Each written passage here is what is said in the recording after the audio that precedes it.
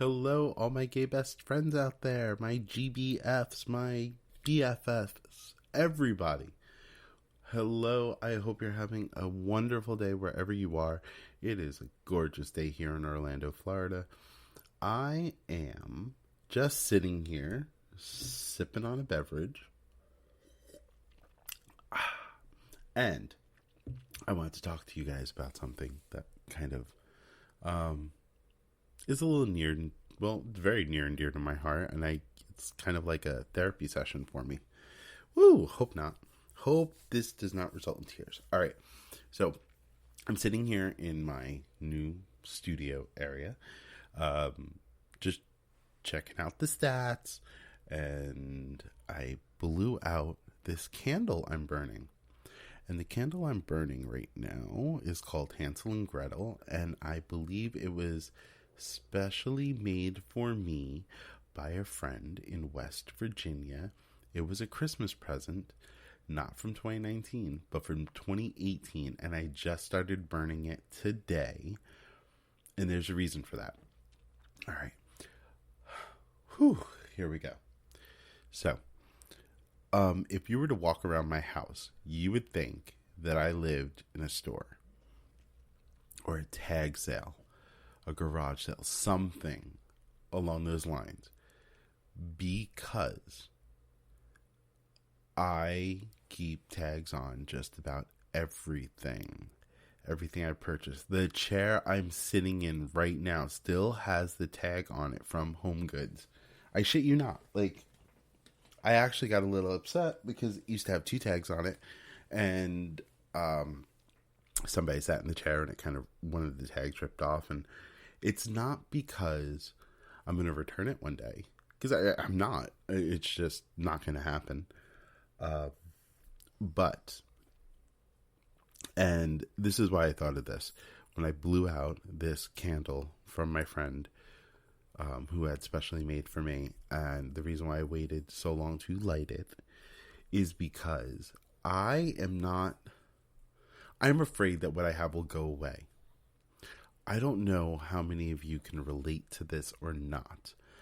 I found out when I was in high school that my family was on welfare, and they had food stamps while I was growing up, and was receiving government assistance because excuse me, because for whatever the circumstances were, my father wasn't able to work, or the jobs that he had wasn't enough to support his family, and the system had to step in. The government had to step in. The state had to step in. Not in that weird way where they take you from your family. They stepped in with help. And my parents did the best they could to shield that from me. And I did not find this out until I was in high school. And that by this point in high school, we were no longer requiring assistance in that respect.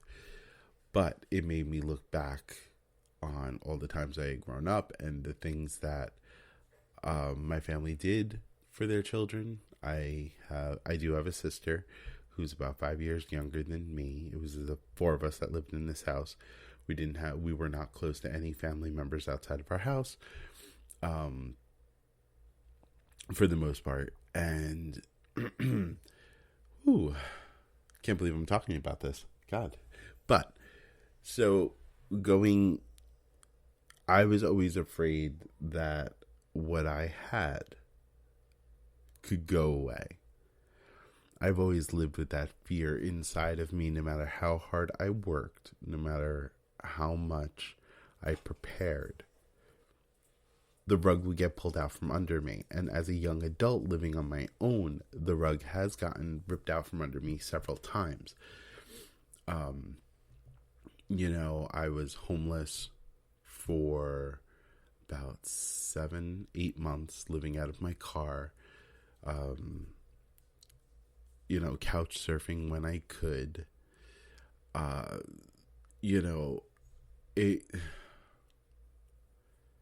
it took a lot for me to get where I am today, which isn't even the most comfortable place in the world, mind you. But my very first purchase that I made that I considered frivolous purchase as an adult was a candle. See, full circle, people. From Yankee Candle, and at the time their candles were about $25 for a large jar. Since then they went up to almost $30 for a large jar. However, Star's here playing with us. Hi, Star. She knows Daddy's getting sad. You know Daddy's getting sad? Alright. So I bought this candle. The scent was hazelnut coffee, and I burned it. And you know how a lot of scents and sounds can really bring you into that headspace of where you were at a certain point in your life. What's yours? When you smell something, what do you smell that brings you back to your childhood or a person or a date? Let me know. I'm really curious. I know I'm not the only one out there who has these feelings. So the smell of hazelnut coffee from Yankee Candle was so empowering for me, because that was my first frivolous purchase that I had made as an adult. You know, I was about 19, 20 years old, and in my own apartment. And I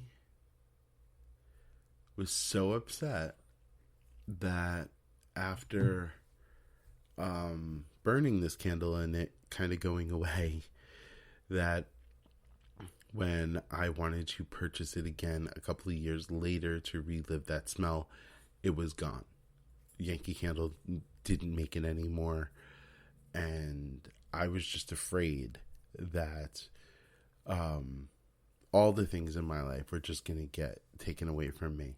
And one day I may be in the position that I need to sell things or return them to the store to get money back. So I wound up keeping, there are two parts to this. All the tags on everything, and what I just explained about returning things and just in case, and the hoarding of candles and other things that I own, because I am afraid that they're just going to go away and I won't be able to get them again. So I've done that with Bath and Body Works soaps. If I really like one, I'll buy a whole bunch, and I'm afraid to use them because if they go away, oh my God, I'll never get that feeling again. I'm afraid that I will never get that feeling of happiness again from a fucking candle. The smell of a candle. Have you ever been there? Now, the reason why I'm bringing this up today is because when I blew out the candle that my friend gave me from West Virginia, it's a one-of-a-kind pour, and I'll never get it back. And it smells so good, and I'm kind of scared to relight this damn thing because I may never get it back. But here's the other part. Are you ready? Oh my God. Okay. Now, I have so many wax melts because they went on sale. I have so many tea lights because they went on sale. And all of these large jars of candles that when they go on sale, I buy so many of them because each scent is attached to a memory, that by the time I actually say, fuck it, I'm going to light this, I'm going to use this hand soap, I am going to use this bubble bath or bath bomb that I've been holding on for like 5 years. You know that shit ain't good anymore, right? And not that it's like bad for your skin. I'm not even thinking of that. What I'm thinking of is there's no more smell. That shit is dried up. It is drier than the Wicked Witch of the West. I swear to God. I don't know why I do this to myself. This is that whole living in the moment and how I can't. So, every Christmas, they call it the Dwayne tree. I have about a 3.5 foot tall Christmas tree that I put out every year. It's a miniature Christmas tree that we decorate as a supplemental tree to the larger one, to put other types of ornaments on it. My kids and my family have sat there and named this tree the Dwayne tree because they pull all the ornaments that still have tags on them and put them on this tree because I won't take them off. Wow, I should be really embarrassed by this. I kind of am. And I'm kind of also wondering about the looks I'm going to get by people who actually personally know me, who listen to my podcast. And if I was to meet some of you one day and say, hi, yeah, I'm Dwayne. I'm your gay best friend. That's great. Yeah, my hat still has a tag on it that I'm hiding. Fuck. Or you guys are going to look at me and go, aw, he grew up poor. Shit, girl, I still am poor some days. Some weeks go by and I'm like, oh my God, how am I going to do this? How am I going to get through? But I do love shopping, and I always shop a bargain. You want someone to go shopping with? It's me. I find clearance like nobody's business. But anyway, shit, I even still have frames on my wall right now. I am staring at a frame on my wall that still has the picture in it that it came with. Because, I don't want to use it. I don't want it to break. I don't want anything to happen to it.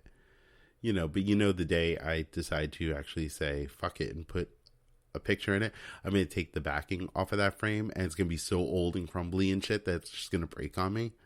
And I'll never get to enjoy it to its fullest potential. Oh, fuck. That sucks. Oh, man. Now I'm looking around thinking about all the things that I'm losing on. So who cares if I bought a $30 candle for $10? By the time I light it, it's not going to smell like anything. Oh, I just fucked myself. Mental fuck. Shit. All right. Live life, guys. That's what this is all about. I think that's the moral of the story. Just because you grew up poor white trash like me does not mean you can't live your best life. And whatever your best life means for you is what your best life means for you. For some people, it's traveling. Some people, it's experiences. For some people, it is, writing, putting their creative juices out into the world. That sounds icky. That was perverted, actually. Or it's shopping like me. And, hugging. Yeah, go hug your candles tonight. That's what my message really is for this. Not to think about where you came from or where you're going. Those things are all important at the right times. However, really what it comes down to is living in the moment. I'm going to Marie Kondo your ass right now. Ready? If it sparks joy, use it. By the way, I'm saying this into a mirror right now to myself. If it sparks joy, use it. Wear it. Fuck the world. Screw, that it's not going to be, good anymore. Because tastes change. Feelings change. So, at the end of the day, you might not like that same scent anymore. You might not like, the way this shirt fits anymore because of time and Oreos. You may not be able to get that full potential out of it. So that's really important that you do that, or it's going to be a waste. At one point when I had adopted my kids, I would sit there and I would be afraid that they would eat all, and this is why I say Oreos, because this is what pops into my head. There was a sale on Oreos, and they had like 7 different types of Oreos. So